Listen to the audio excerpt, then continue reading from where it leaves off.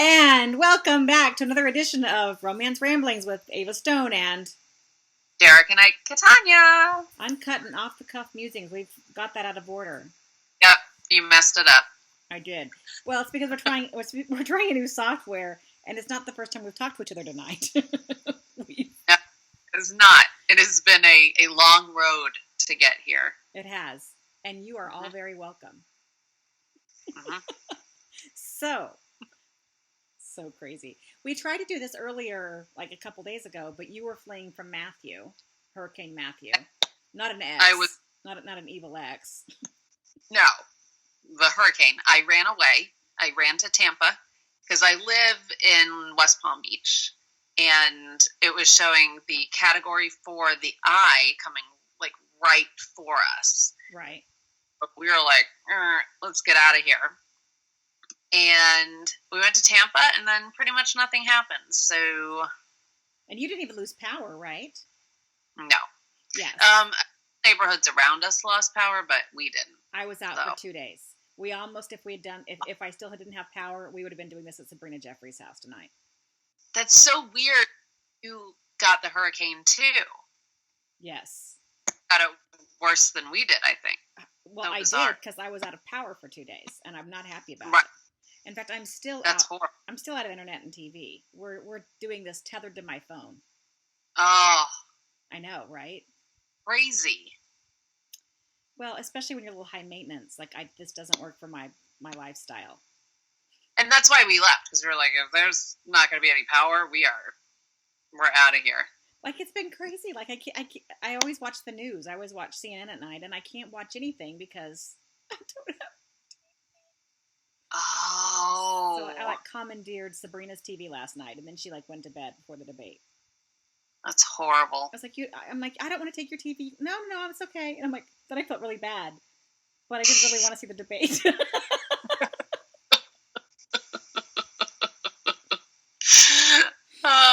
So there you go. There you go. And all right. Well, and I got one more thing to complain about because we haven't talked to each other in a while. The other thing, you were fleeing Matthew. And I was, and still am recovering, but it would have been worse last week. I would have had big cotton balls in my mouth because I've had 3 wisdom teeth pulled. So I'd have been talking like Marlon Brando, which would have been really funny to answer questions, I think. That would have been great. You with hurricane wind and stuff behind you and me. I totally would have gone outside to do the interview. It would have been amazing. In the rain jacket, like the guys on, the news guys on CNN. I loved watching them just get progressively more and more drenched. Right. That was the best part. The guy in our part of town was he kept coming on the Weather Channel, and every time he was just wetter and dripping. It was amazing. Hey, you know what? Speaking of which, I could be wrong about this, but this is like the urban legend that I heard forever ago. That Dan Rather actually got his start from a hurricane that hit Texas. He was on the national news being one of those guys, and that's where he got found. A million years ago. Dan's not that old. Dan Rather, I love you. Actually, his sister was my English teacher, so I really do. No way! Yes. My favorite English teacher of all time. Wait, what? My favorite English teacher of all time. Well, I'm sure she was. She was cool. That's really neat. Yeah. That's really... All right, what are we talking about tonight? Well, a couple weeks ago, I made a big announcement on Facebook that we were going to, maybe revise this because some people seem to like it. I think we're up to 3 people. No, that's not true because we have at least 6 questions. Oh. The people, because I said, if you get, what do you want to hear us talk about? Let us know and we'll send you some...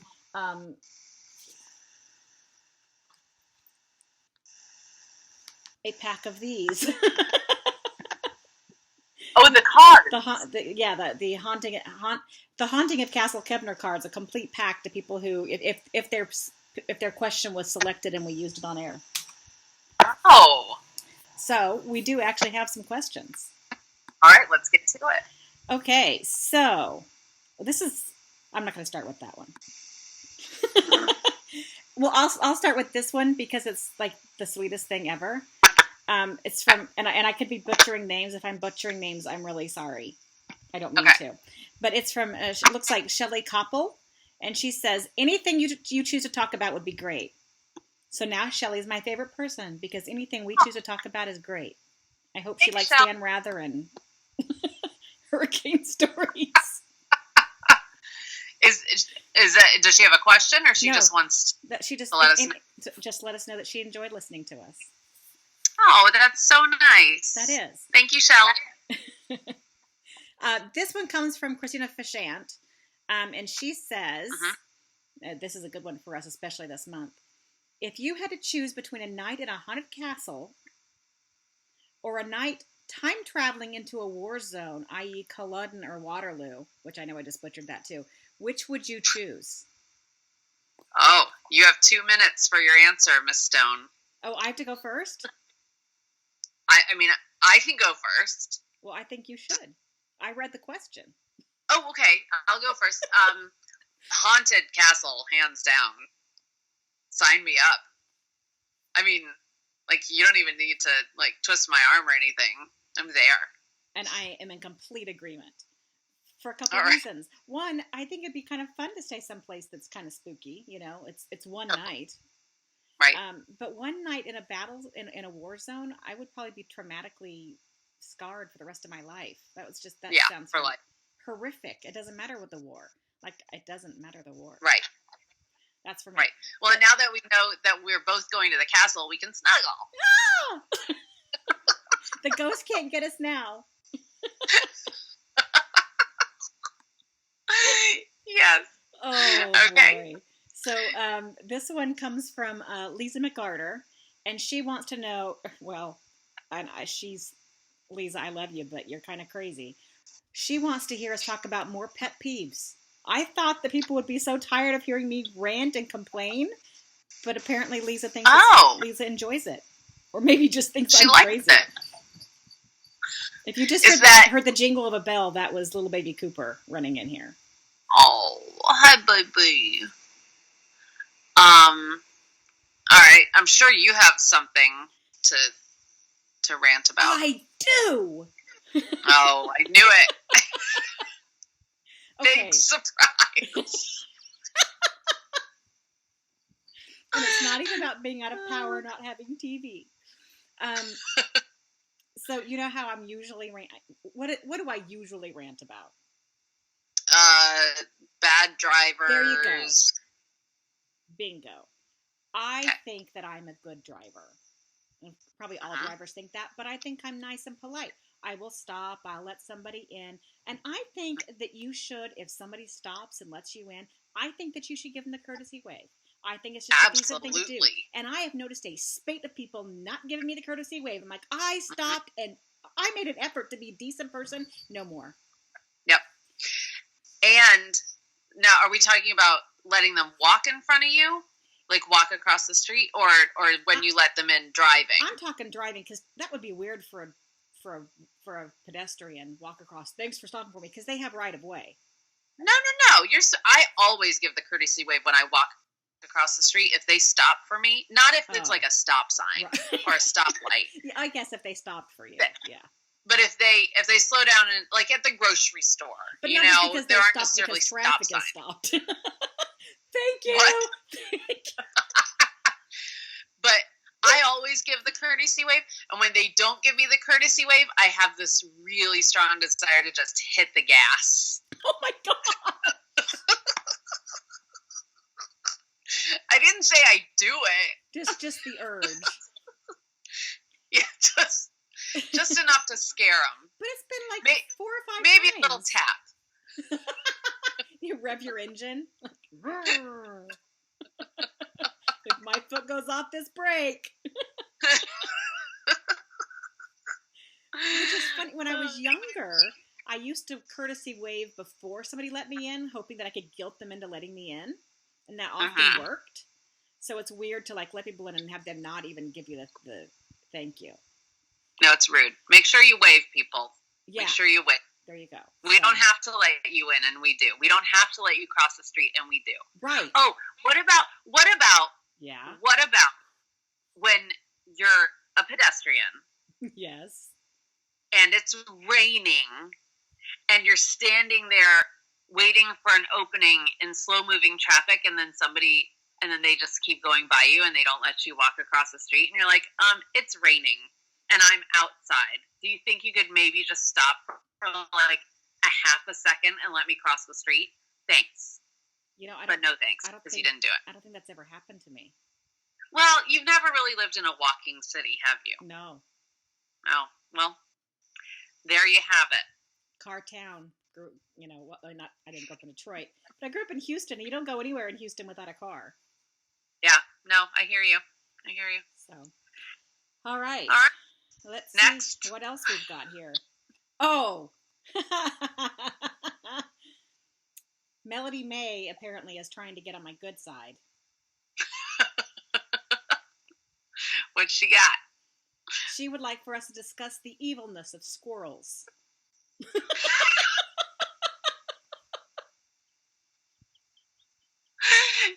Did I tell you about there was like a week where there was some kind of like pandemic of squirrels falling out of trees in our neighborhood? No, that sounds horrific. Yeah.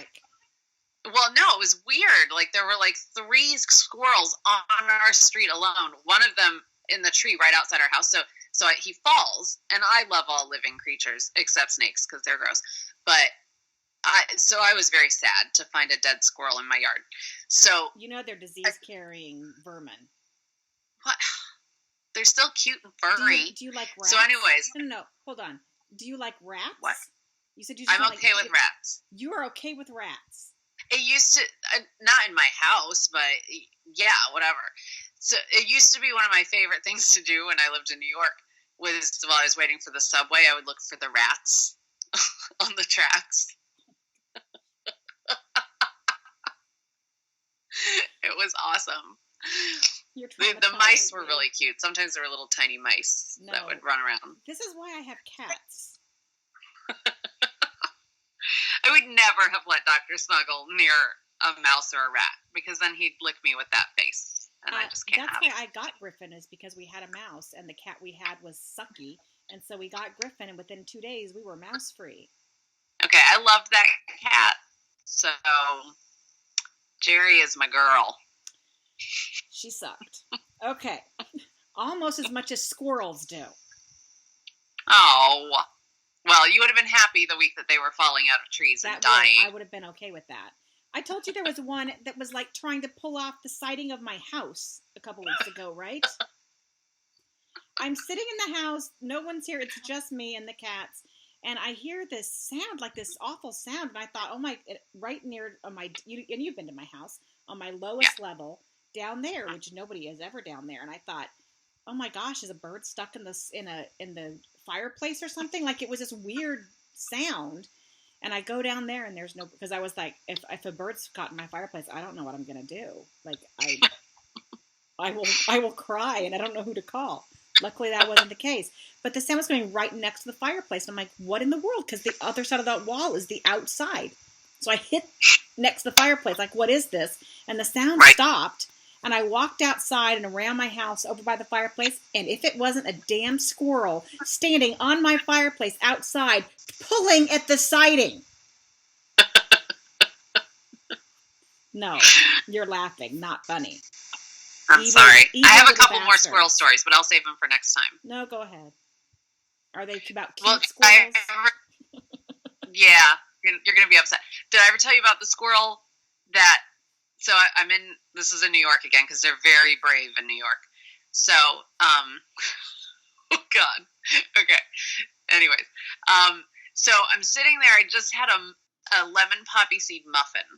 And I took the wrapper... What? I love that you remember what you were eating. Oh, I love those muffins. I'd get one like once a day. So I finish my muffin. I take the wrapper. I put it inside the paper bag. And then I go and I throw it in the garbage can. And I go back to my bench. I was reading or something. So I'm watching this squirrel. And he climbs up the garbage can. And he climbs into the garbage can. And next thing I know, he comes out with the paper bag. And then he proceeds to open the paper bag like a human. Like he unravels, I like rolled down the top. He unravels it and he goes inside and he pulls out the wrapper that had like, the shards of muffin still on it. He takes the wrapper in his beak and he climbs up the tree and he sits on a branch right over me eating the wrapper. It was amazing. I was very impressed by the squirrel. Very impressed. I had one throw acorns at my head. I feel like energetically they must know how much you hate them, and so they just mess with you. I didn't used to hate them until they got in my attic. I didn't feel that. I was like everybody else. Oh, they're so cute, and they're only cute because of the tail. If they had a rat tail, like what they are, if they had a unfurry, long, skinny, nasty-looking rat tail, they would be gone. We wouldn't put up with them in the trees. They would be obliterated. But they're just as disgusting, people. I mean, I can't speak to it because I've only seen them with their tails, so I still find them cute. But they're little slimy bastards. They're disease vermin. Well, I almost stepped on a snake right outside my house a couple of weeks ago, so that's my no. Yeah, I can't do that either. There's a lot of stuff I can't do. I don't think you have to narrow yourself to just one thing. I think there could be lots of things you can't do. That's true. Thanks for giving that to me. Okay, what's the next question? Okay, so Diane Fingerro wants to know, what made you want to be a romance writer, or how did you choose the era you write in? Would you like to go first? No, I'll go second. All right. Okay. So I had never really read romance.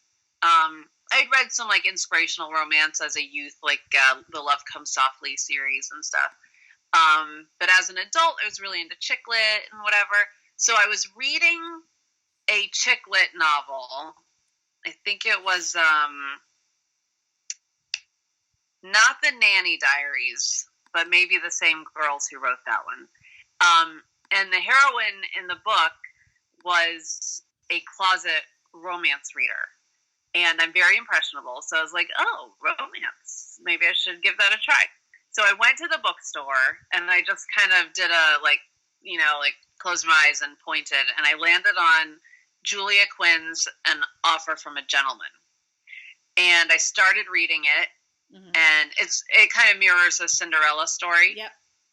I started reading it and I was like, oh my God, this is like the book of my heart. I was like, I've never read anything like this. I didn't even know it existed, but it was so like romantic and fairy tale-ish and just beautiful. And I was just smitten. So I started at the beginning of the Bridgerton series. And by that time, I think the next to last one had just come out, and then the last one came out like a month or so later.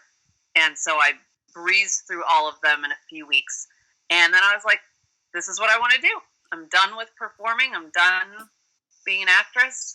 I'm going to devote my life to writing Regency romance novels. And the rest is history. So we were reading those books right about the same time, which would make sense because that's when the last one came out. But I read all 8 in the Bridgerton books in a 4-day period. I read 2 books a day for 4 days.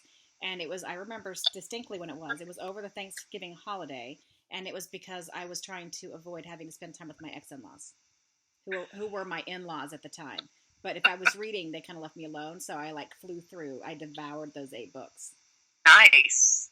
So were you writing at the time? Had you started writing? We're at 20 minutes. I won't go into my story because it's way too long. But I in middle school decided that I thought that this would be a good career path for me. Because I was reading your first entry into it was Julia Quinn.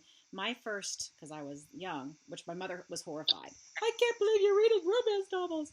But what I was reading were traditional Regencies, like where the big payoff is a kiss at the very end. Like, she should be glad that's what I was reading, right? It's like, But I was reading Elizabeth Mansfield, and I just fell in love with the world and everything that she did, and so I had thought about that early on. And it wasn't, different forays into screenwriting, this and that, blah, blah, blah. New York, or not New York, LA film producer says to somebody who knew my ex-husband, because he's a composer. So we're all in the arts in some way or another. You acted, I was writing, he was, anyway. Right. Has she thought about being a romance writer? And I thought about it 15 years ago. I could give it a shot. So then I just devoured everybody that was on the New York Times list, like who was the big, So I read Sabrina Jeffries and Liz Carlisle and Julia Quinn and Kathy Maxwell, and I was and I would read them in chunks. Like probably like the worst way to do that, where you just like inundate yourself with one person. But at that point, there was such a backlog because I hadn't read anything in forever that Anyway. Yeah. No, I hear you. I used to be able to tell when I was writing, I would go back and read the manuscript and be like, oh, I was reading so-and-so when I wrote this section. Because you could see the influences. I couldn't do that now, I don't think. Right. But since it was so fresh in my mind, I was like, oh, that totally influenced this section of this book. So my first few novels might be a little inconsistent. It's fine. Buy them anyways. They're great. They're good. They're great. They're wonderful. Don't say that. And then we'll end with our last question. And it could be a really long answer. I would suggest probably not. Okay. Just because it could be really long. But the question is, what is your favorite book? This is by Melissa Terry. Sorry. Melissa Terry asks, what is your favorite book that you have written and why? That's pretty easy for me. Well, I'm really enjoying what I'm writing now. Right. But I would say, and I tend to feel that way whenever I'm writing a book. It's my favorite. But I think through the ages, I think The Robber Bride continues to be my absolute favorite book I've ever written. I don't know. I love that book. I love those characters. Victoria was in my head for years before I got to write the book and just spilled onto the page. So that's nice. That's you. I don't know. It's actually a really hard question for me to answer. It's easy for you, hard for me. It's always, again, it should be what you're writing, or you don't want to write it, right? If it's so that is always kind of feels like we always say that answer. My first book was special. The heroine was based on my grandmother. My third book, I really loved that hero. So I mean, there's so the first book was A Scandalous Wife. That heroine went through stuff that my grandmother went through, so she was based on her. I look back on it and go, oh, that's not my best written book. But people don't seem to notice that. I think it's just that way to me, maybe. But when you write so many, you look back and go, oh, what was I? Probably in any job, in anything that you did. Oh, yeah. But I won't even go back and read. I don't want to know what's in there. But it's special because that was, you talk about the book of your heart. That's the one that, really got you to write that first story because that's the one that meant something at that point.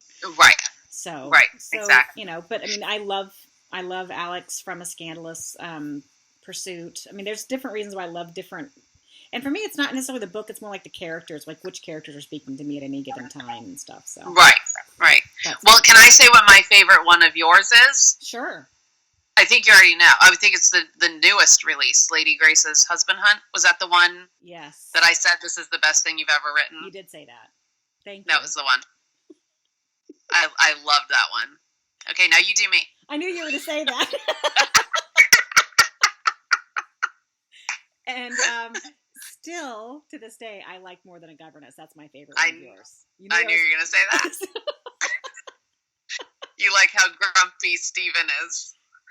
Yes, I did. Because the transformation is more, when you start off grumpy. Yeah, that's true. Something else, so. And it's nice to see. Anyway, I think that's it for tonight. So I will make sure that we contact all of our winners and send them out packs of the Haunted at Castle Kevner cards that they have won by submitting questions. Yay! And we'll probably do that again sometime. I think that was great. Thanks. Good idea. All right. Well, I hope that you have a good night, and hope everybody enjoyed listening to us today. Thanks for tuning in. Bye.